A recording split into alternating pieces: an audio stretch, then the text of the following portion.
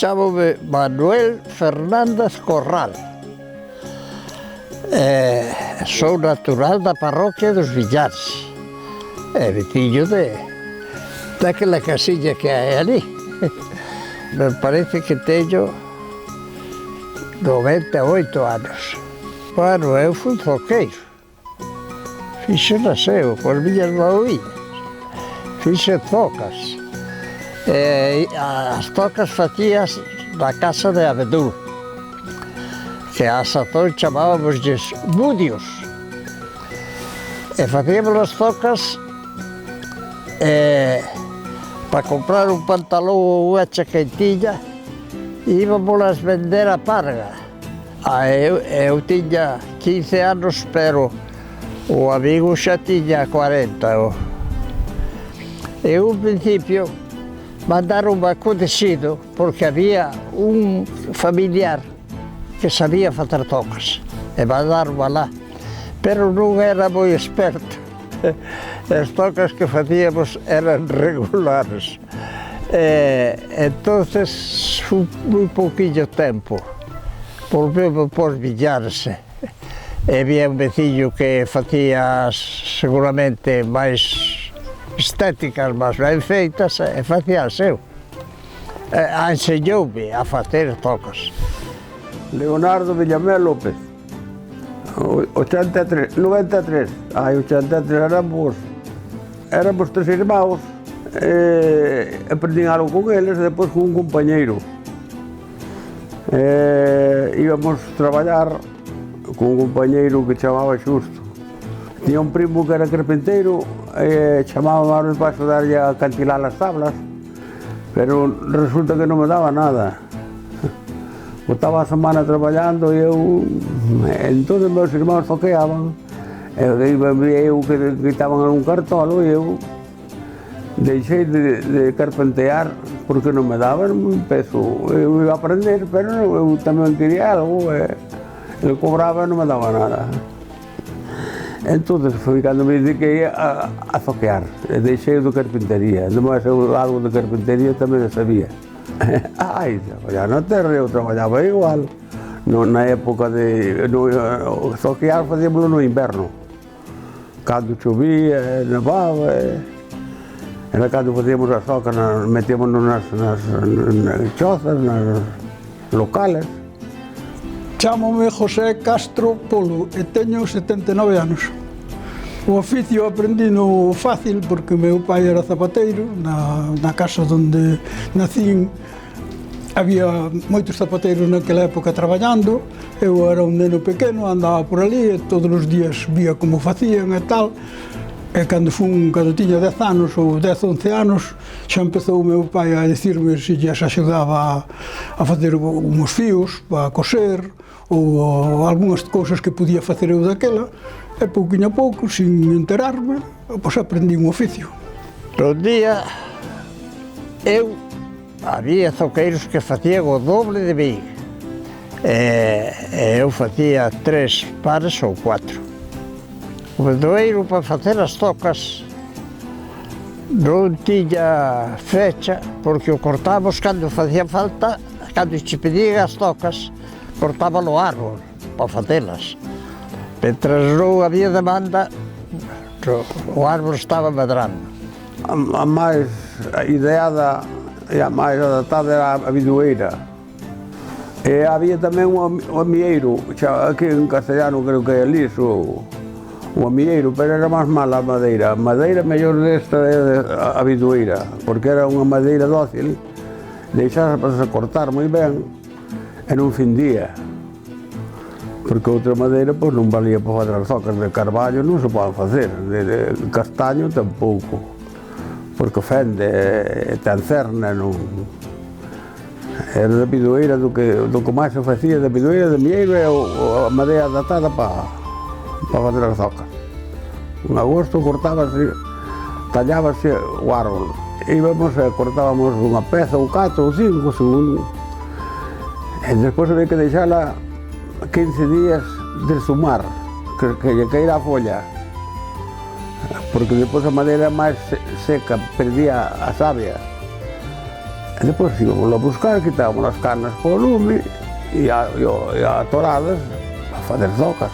Levamos para casa, cortábamos con unha motosserra, ibas cortando a medida de como querías de largo, según o calzado. Entonces, facíamos daquelas. No menguante da luna. Non fendía. Porque no menguante era cando se cortaba a madeira para iso e para o máis. O castaño tamén se debe cortar no menguante. A madeira normalmente é de bidueiro. E tamén se facían, pero xa daquela, porque daquela era todo, ou sea, facían esas cousas para utilizalas, pero tamén había xente que lle gustaban as cousas bonitas, entonces usaban algunha madeira de salgueiro, porque a madeira de salgueiro é colorada, entonces o zoco tiña outra atracción, non sabes? Uns falan de que cortaban na baixante, na outra, pero como o zoco, unha vez que se fai e cortanse as fibras á madeira, non tiña moita importancia, porque non fendían, non sabes? Pois utilizábamos unha cousa para vaciar a zoca, vaciarlo de dentro, onde se metía o pé, pois chamábamos de estrades. E outra ferramenta que era así curvada, que cortaba a parte de riba da zoca, porque cubría así o pé, chamábamos de yergas. Entre as yergas e o trade vaciábamos a madeira, a zoca. O afora, o zapato, pois era a zoca. Eso facíamoslo con machado e unha, chamábamos unha eixola. Con eso facíase, desbastábase a zoca. Ahora, o vaciado da zoca dentro, eso era con trades e con yergas. A zoca, claro, corrabas a madeira, cortabas o toro, fendíase, un cato según fose de tamaño, se era a medida daba 4 zocas, cruzabase, cobras, fendías, e depois había aquí esta era a brosa con que se facía, con que se empezaba. E esta era a xola, e con esta repasábase. O sea, collíase así e ibase preparando, e depois furábase con os trades que había propios, o grande primeiro, depois o mediano, e depois o pequeniño para a punta das dedas, porque senón rompería a zoca. Este é un trade. Isto guardábase para que non se xuntasen, que se estropeaban. Esta era con que se facían por dentro.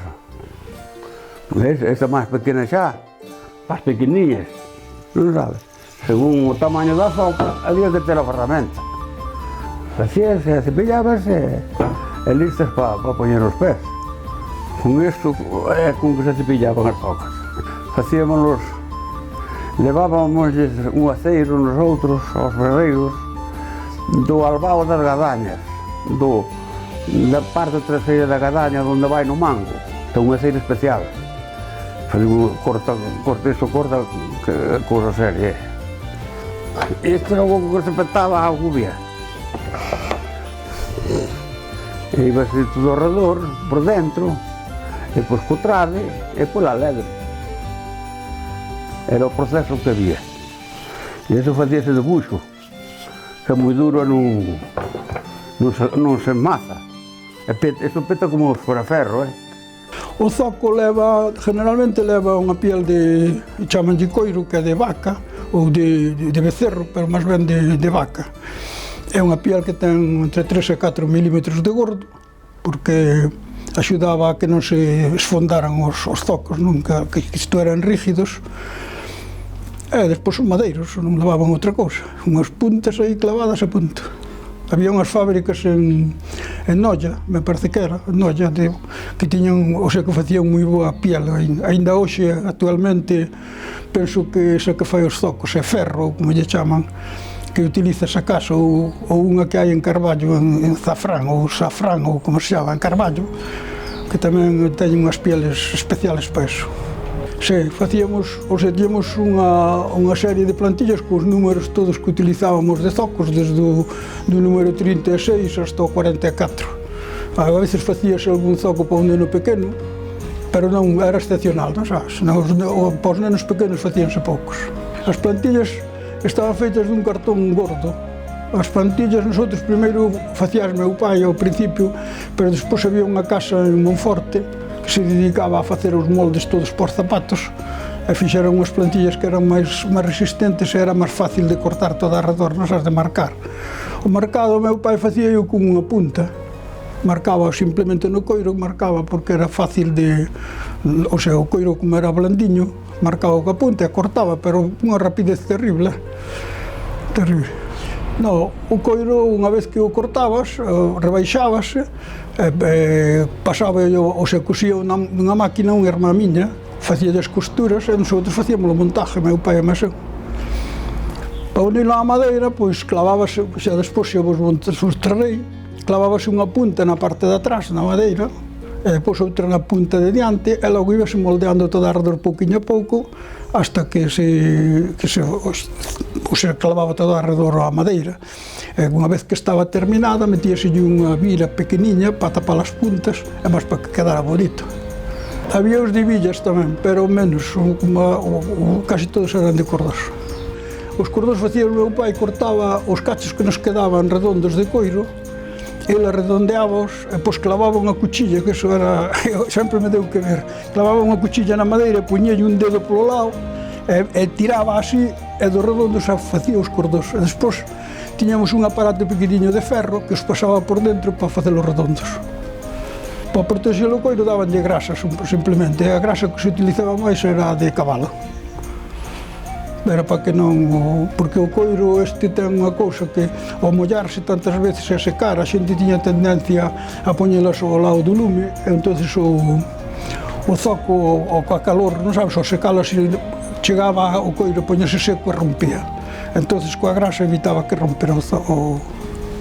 Bueno, había quen quería os zocos con piel negra, por exemplo. Tamén os fixemos, pero normalmente os que se facían todos era piel natural. Tamén se facían con piel que se facía dos zapatos. A única diferencia que había era que había que meterlles contrafuertes detrás e na punta, porque o coiro que viña curtido era moi blandiño, entón tiña tendencia a esmagarse, non sabes, para que aguantara na punta que che entraran os dedos sin que te molestara. E na parte de atrás, no talón, metíaselle un refuerzo para que non se plegaran os zocos, non sabes? Pero bueno, iso xa se facía, era como os zapatos de lujo agora. Iso facíase para un capricho, pero senón non se facía. Cada home abrigaba máis fuerte a zoca tamén, e máis subida, que se cadra como este zapato casi. E de muller eran máis sencillillas, máis vistosas para velas. Que a muller pois sempre quere estética e tal, e toda esa zoca sempre axudaba un pouquillo a estética, que as levaban á misa, as mozas.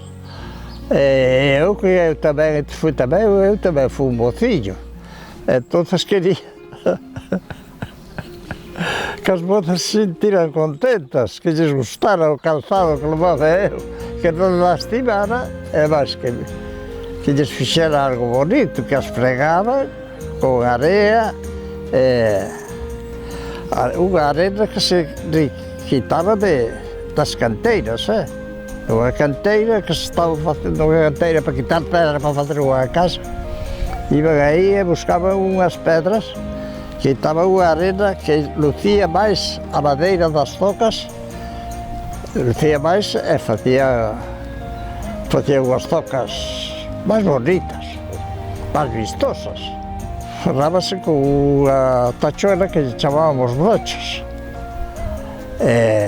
Clavábamos ya por abaixo cun martillo.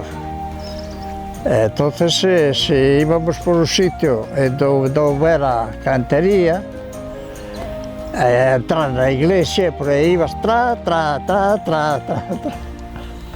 Os debuxos había uns chismes, chamámoslle puxavante, que era como unha varilla dun paraguas se fora de acero. E facíamos os repenicos estes. Eu non repenicaba, non tiña moita paciencia eu para repenicar. Facíamos un pouco isto e isto. Cortábamos co esbeirador, hai un esbeirador como navalla para matar esta beira. Entonces viña por aquí, cortando, despois levaba tempo, isto facíamoslo unhas tocas que se encargaban, pero así, cando íbamos a saquear para fora, facíamos 8 pares de zocas cada día, un par de zoqueiros, un facías e outro furabas. Entonces, 8 pares de zocas dan que facer, Para diario, pois, non se preparaban así, non se lixaban, algo sí, depende, porque se hace unha pouco de lixa, para que non notan as labras. E ferrábamos as cantar ao diario, pois ferrábamos con os clavos que había, con unha cabeciña redonda e non moi largos para que non pasara dentro. E clavábanselles por baixo, clavábanselles por aquí, unha ría deles, e aquí. Porque así nin se resbaraban e non se gastaba a zoca. Porque a zoca gástase, e claro, acababas. Entón ferrábase con os clavos. 4 ou 5, e aquí 3 ou 4. Uns claviños con pouco que non pasaran adentro, senón... A diferencia había... Non sei, as zocas de muller, as mulleres querían que non lle deixase moita madeira, que non se voltase moito no pé. E os homens eran máis bruta, e a zocas leva outro modelo, ben ve aquí, esta e esta. A diferencia que teñe é esta e esta. Na feira había o mercado, nas farmacias, unha tinta, un polvo negro, e traíase, facíase con auga. Tamén se facía, cando escaseaba iso, pelábanse amieiros delgadiños, quitábase a capela e cocíase en auga. E unha cucharada daqueles polvos mezclado con esa auga, facíase a tinte. Entón, con unha brochiña ou con... non era brocha, facíase con un trociño de madeira e como unha gasa envolta, e tiñese con eso. E depois deixábamos a secar, e despois con cera máis ben se hai, era a mellora das abellas. E cerábanse e con género nunha media de lana, de lá das ovellas, flotábanse e brillaban como brillan estas en amarillo. Brillaban tamén o negro. Para ir á misa, as mulleres, faime ben escotadiñas que non pesan moito. Extinguíanas, fregaron as mulleres, e vestían facíase daquelas mulleres, levaban uns calcetines de lana por encima dunhas medias, entonces a zoca vai con floxea no pé, e vai máis sujeta. Os zocos generalmente facíanse ao principio de inverno, cando a xente andaba nas fincas, collendo os nabos, andaba moito onde había auga, pois utilizaban os zocos, porque aparte de que a piel aguantaba ben, engrasábanos con grasa de poltro, lle chamaban daquela, que era grasa de cabalo, e tiñan os pés quentiños, porque o zoco ten a ventaxe de ter os pés secos e quentes, non? As zocas, a xente iba, por exemplo, para un naval, onde había, entraba no naval, como os navos eran altos, enchíanse, ou sea, coa auga que tiñan os navos, enchíanse as zocas de auga. Entón, para evitar eso, facíamoslles con un tipo polaina que se clavaba na beira da zoca. O sea, a zoca facíase un rebaixe todo alrededor, xa viñan unhas zocas que eran un pouquiño máis gordas, entón, nese rebaixe clavábase un coiro, ou senón, porque naquela época non había moito carto e todo eso, utilizábanse cámaras dos coches, cortábanse a media caña da cámara e clavábase neso. Que, por cierto, recórdome que había unhas cámaras que non eran negras como son agora, que eran amarillas, que dicían que viñan da guerra, da Primeira Guerra Mundial, que era goma casi natural, era unha goma que me recordo eu de pequeno, que facíamos os tirabalas, non sabes, para os nenos, que non rompían, recordome deso.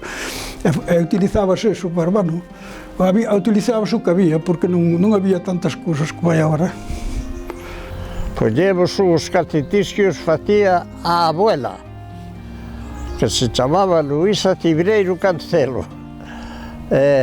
Calcetaba moi ben e facía unhas medias de lana das ovellas que andaban polo medio das vacas. Traíamos 2 ou 3 ovellas para ter lana para facer calcetís.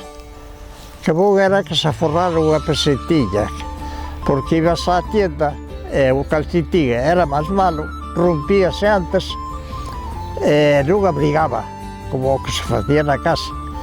E miña abuela era un artista facendo os calcetís rápido e bien. Sí, mas sí, as notas de madeira que con un calcetín delgado van chocaleando no pé, non asento o pé,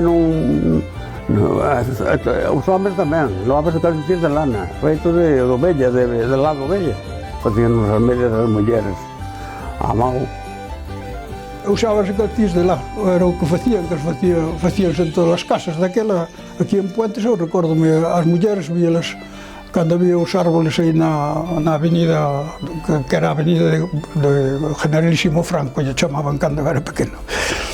Pois aí as mulleres estaban calcetando, facendo fío de lá e todo eso. 1,50, un par. Se era para home, eran unhas zocas que fixera que fora un home alto, que tivera moito pé, que tivera un pé grande e iso. Pois costaba un pouco, o mellor un real máis ou 2 a madeira. Se, por exemplo, por a muller valía 6 reais a madeira de 2 tocas, por un home ao mellor valía 2 pesetas. Costaba un pouco máis. Levaba máis madeira, porque a zoca era máis fuerte, levaba máis madeira, entonces tamén se cobraba máis. Vendíamolas a 20 pesetas, a 20 ou 25 pesetas o par. A 20 pesetas e por aí foi cando máis flote había de vender zócar, porque aquí cada casa que había un home había un zoqueiro. Había xente que andaban zocos por moitos sitios. Eu recordo-me aquí de Puentes de ver xente descalza, o sea, que non era tanta riqueza como parecía. Entón utilizábase moitos zocos e as zocas casi todo o mundo tiña. Recordo-me que nos pés, aquí no empeine do pé, mitad da xente tiña o abultado que era de tropezar nas zocas, non sabes? Eu recordo-me do... Se ainda me río.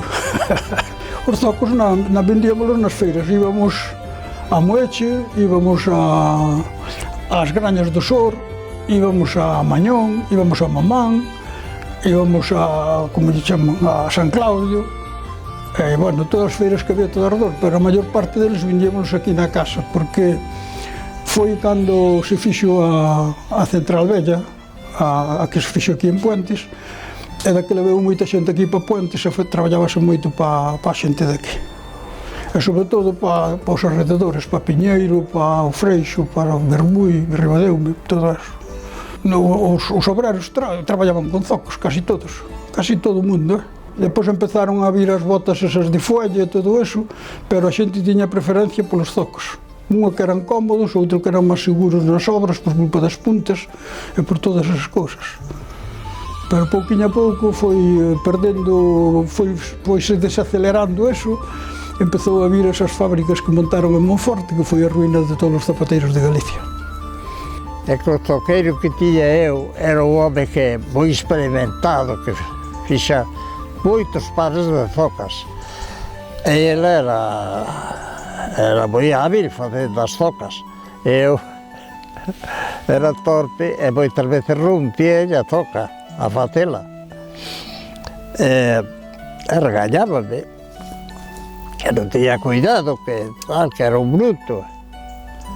Regañaba el. Pero eu facía o que sabía. Porque facer unha zoca parece que non, que é unha cousa moi simple, pero hai que facerlo de dentro, que non lastima o pé. É que sea algo estética tamén. O meu interés era que a zoca puñera o que me había e cando era cómodo coa zoca. Eso era a miña máxima, era o que me levaba a miña atención.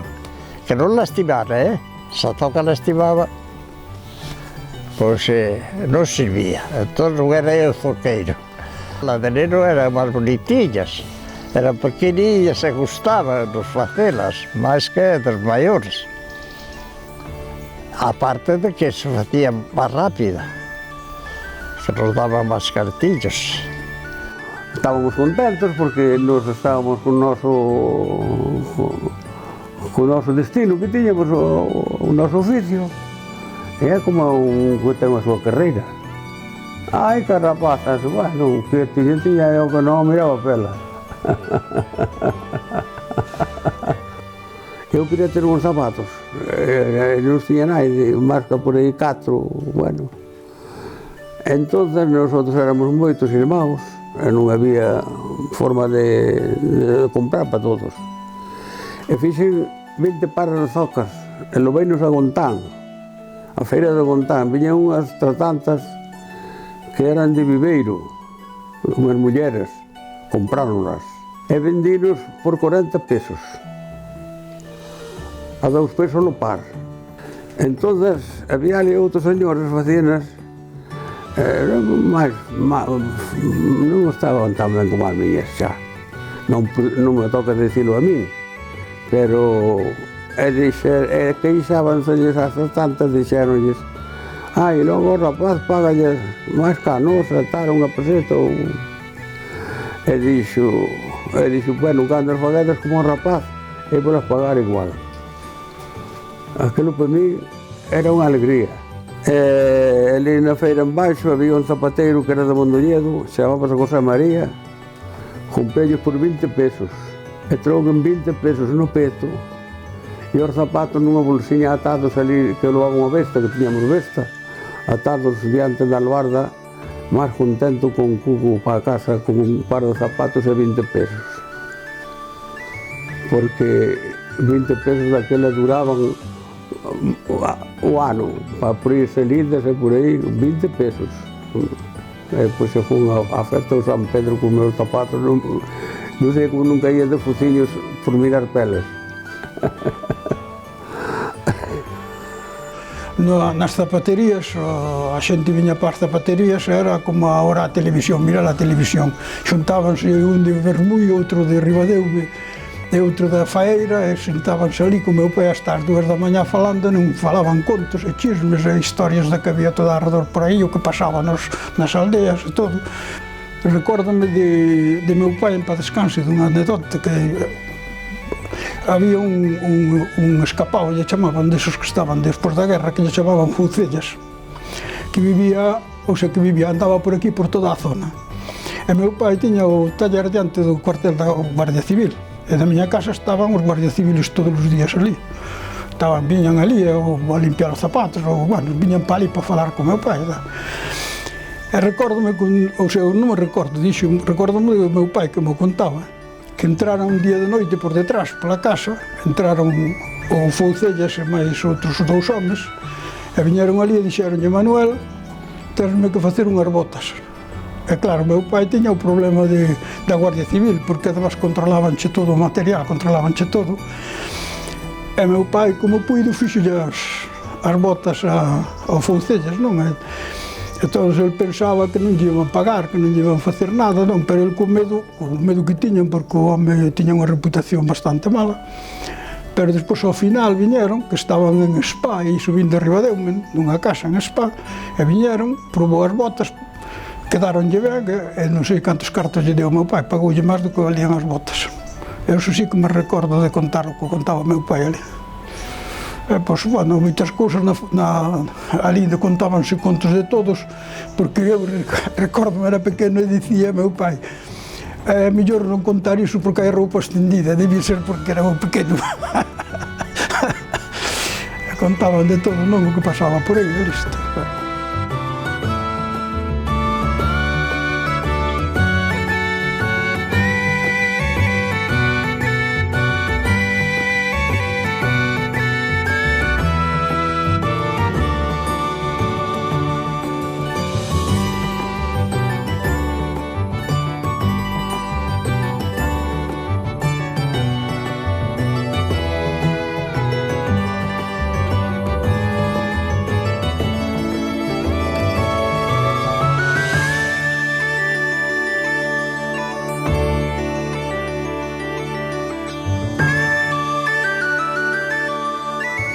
Mira, esta é a madeira que é de bidueiro, é que facían os madeiros. Mira, aquí é unha plantilla para marcala, marcamos a plantilla,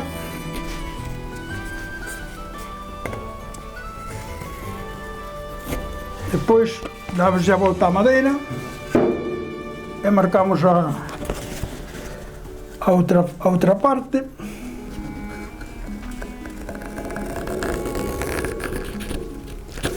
E agora pasamos a cortar.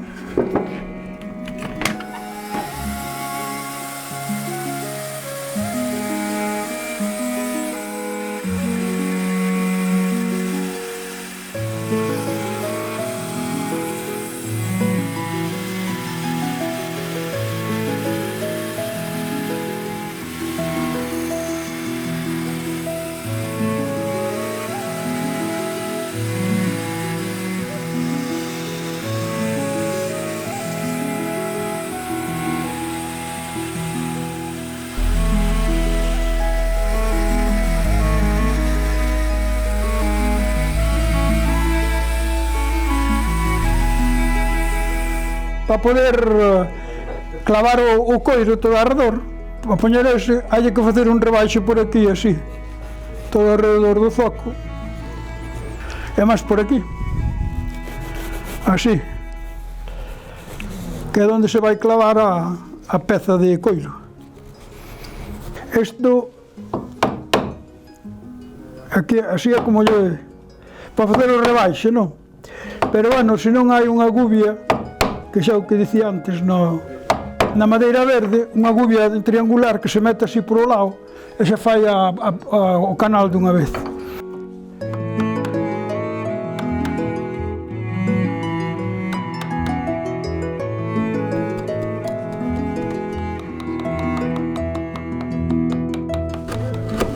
Bueno, pois isto é o que hai que facerlle todo alrededor.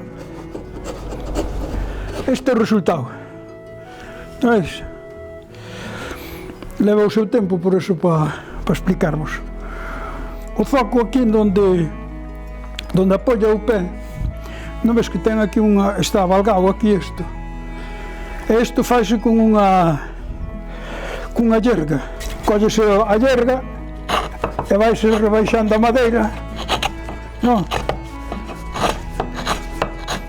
Rebaixando a madeira hasta facela redonda. E despois de facer eso pasábamos a clavarlle o coiro.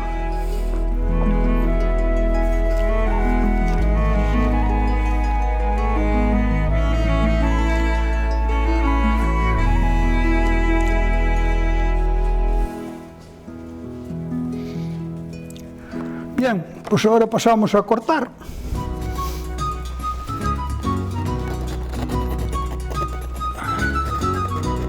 Non se me olvidou,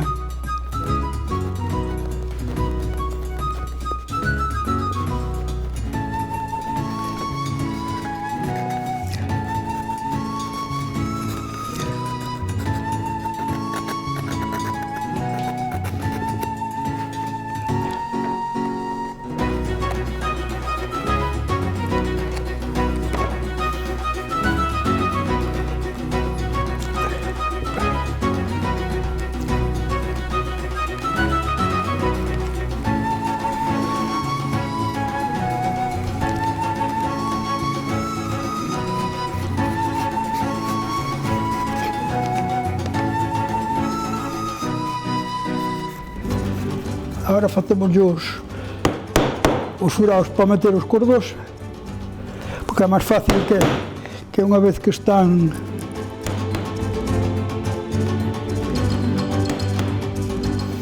agora faigolle unha marca para lle dar unha costura despois para facer un pouco bonito, non?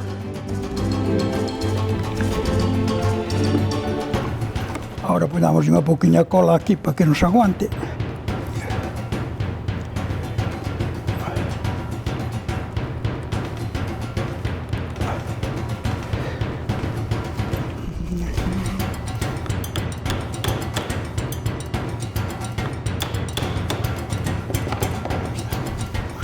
Bom, aí tedes o...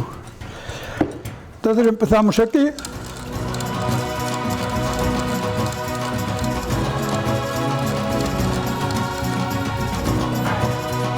Ahora damos a volta para este lado.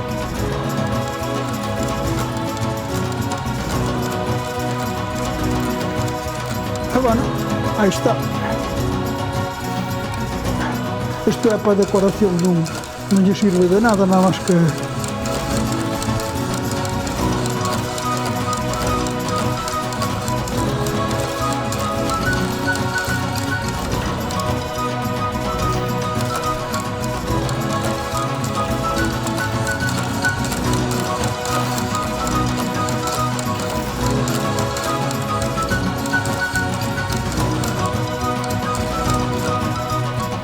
Bien, pois aí está.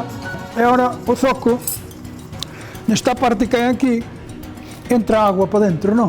Entón, para que non lle entre agua para dentro, metemos esta peza, así, ves? Vedes? Esta peza, e damoslle unha costura aquí na punta, entón protege de que non entre a auga por aquí, pola parte esa. Pasamos ao montaje. Bueno, pois collemos o madeiro, collemos a peza e poñémola aquí detrás, así, non? Esta é a posición. Entonces, aquí clavos en a punta.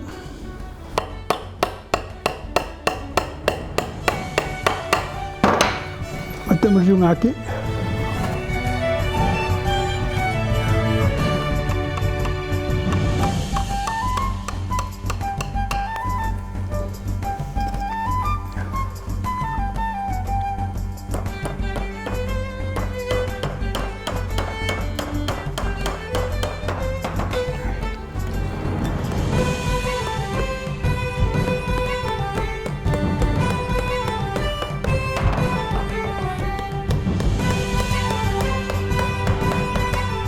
Tamén hai que ter cuidado cando se meten as puntas de que non salgan para dentro para que non molesten ao cliente.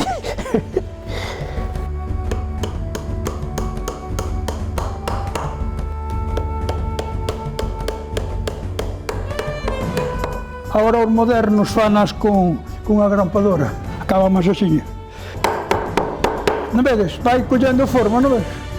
Según vas facendo, o coiro é moi dócil. Home, hai que... pero vai collendo a forma da... non ves?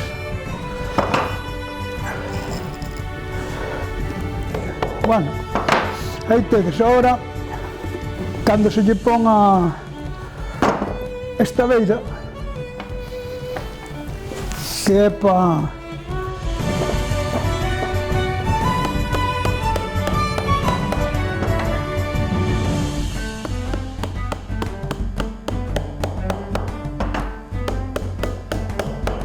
Ves como vai quedando rematado. Isto é o que lle saca todas estas imperfeccións que ten. Non ves, todo isto, ao pasar desta vira, e máis ao mesmo tempo fai no estanco o zoco, que non lle entra auga, non?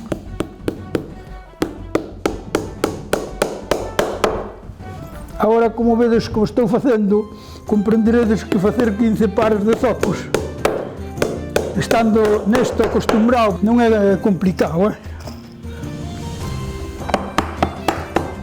Bueno, vedes o resultado, non ves?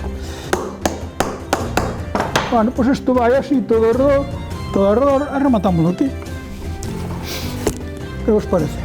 Unha vez que se facían os zocos, había xente que, como a madeira gastábase moi fácil, entón botábaselle unhas suelas de goma, como estas, ou senón puñéselle aquí na parte na punta, sobre todo, puñéselle un protector de ferro, aquí detrás. Pero, bueno, ao último os ferros non os quería naide porque facían moito ruído. Entón metíase unha goma dunha llanta dun coche e forrábanse os fondos. E despois xa dixen para o mantenimiento grasa de cabalo, que era a que mellor iba, porque é unha grasa que non se seca moi fácil. Pois así é todo.